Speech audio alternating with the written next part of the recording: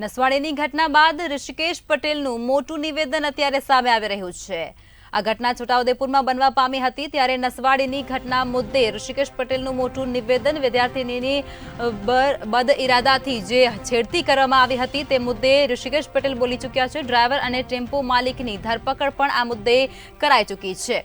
ત્યારે આરોપીઓ વિરુદ્ધ કડકમાં કડક કલમો પણ લગાવવામાં આવશે અને તેમના વિરુદ્ધ ફરિયાદ પણ દાખલ કરવામાં આવશે। કડક કાર્યવાહી પણ કરાશે। ડ્રાઈવર અને ટેમ્પો માલિકની ધરપકડ પણ અત્યારે થઈ ચૂકી છે।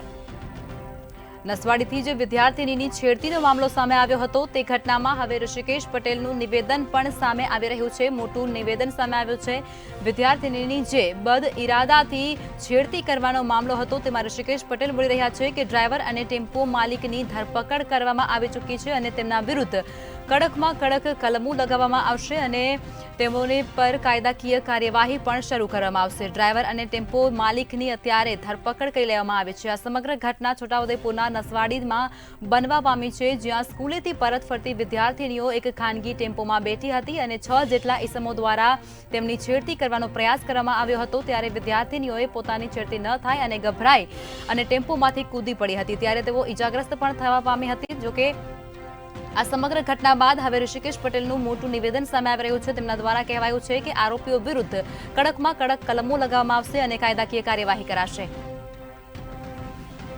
તો આજ મુદ્દે વધુ વિગતો સાથે ઉજ્જવલ વ્યાસ સંવાદદાતા લાઈવ જોડાઈ ચૂક્યા છે। ઉજ્જવલ, હવે ઋષિકેશ પટેલનું આ ઘટનામાં નિવેદન સામે આવી રહ્યું છે, શું છે વધુ માહિતીઓ?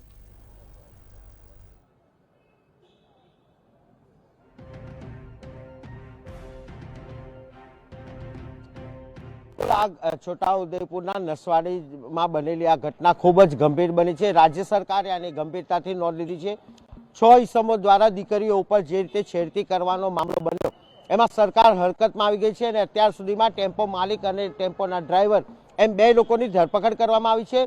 રાજ્ય સરકારે પોસ્કો એક્ટ હેઠળ કડક કાર્યવાહી કરવાના પણ આદેશ આપી દીધા છે। આ ઘટનામાં ખૂબ જ ગંભીર પ્રત્યાઘાતો પડ્યા છે। આ બાબતે પ્રવક્તા મંત્રી ઋષિકેશભાઈ પટેલને પૂછતા તેમણે સ્પષ્ટતા કરી હતી કે દીકરીઓ સાથે જાણી જોઈને બદ ઇરાદાથી આ કૃત્ય કરવામાં આવ્યું છે અને જે 6 લોકો છે તે પૈકી હાલ ટેમ્પોના ચાલક અને તેના માલિકની પોલીસે ધરપકડ કરી છે અને આવનાર સમયમાં પણ પોસ્કો એક્ટ હેઠળ કડક કાર્યવાહી કરવામાં આવશે। એટલું જ નહીં, જે લોકો સામેલ છે તેના ઊંડાણ સુધી પહોંચવામાં આવશે અને ફરીથી આવી ઘટના ગુજરાતમાં બને નહીં તે માટે પણ સરકાર ખૂબ જ સતર્કતાથી કામ કરી રહી હોવાનું નિવેદન ઋષિકેશ પટેલ દ્વારા આપવામાં આવ્યું છે।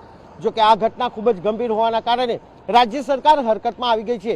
ત્યારે હજુ કેટલા દોષિતો ક્યારે પકડાશે તે મુદ્દો પણ હાલ ચર્ચાના એરણે છે। જી બન્યું છે તેમાં 6 જેટલા આરોપીઓ છે, પરંતુ હજુ 2 જ લોકોની ધરપકડ થઈ ચૂકી છે। તમે કહી રહ્યા છો કે પોલીસ દ્વારા સઘન કાર્યવાહી કરાઈ રહી છે, તો આ બધું શું છે?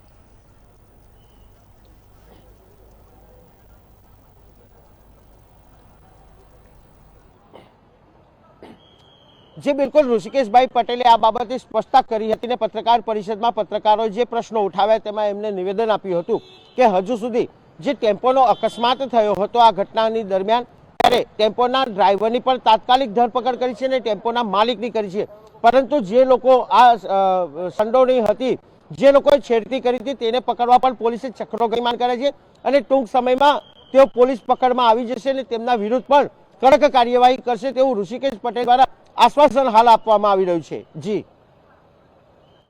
માહિતીઓ સાથે જોડાવા બદલ ધન્યવાદ।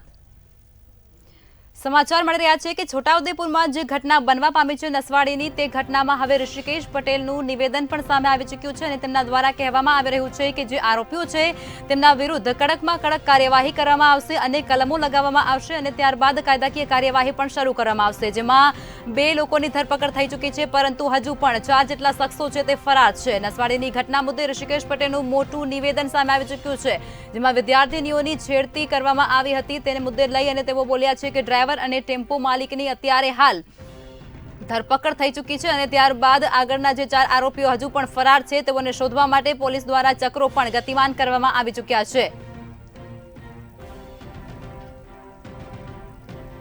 છોટાઉદેપુરના નસવાડી ખાતેથી આ સમગ્ર ઘટના બનવા પામી હતી, જેમાંથી વિદ્યાર્થીનીઓની બદ ઇરાદાપૂર્વક છેડતી કરવાનો મામલો સામે આવ્યો હતો, જેમાં 6 જેટલા ઇસમો દ્વારા આ સમગ્ર ઘટનાને અંજામ આપવાની કોશિશ કરવામાં આવી હતી।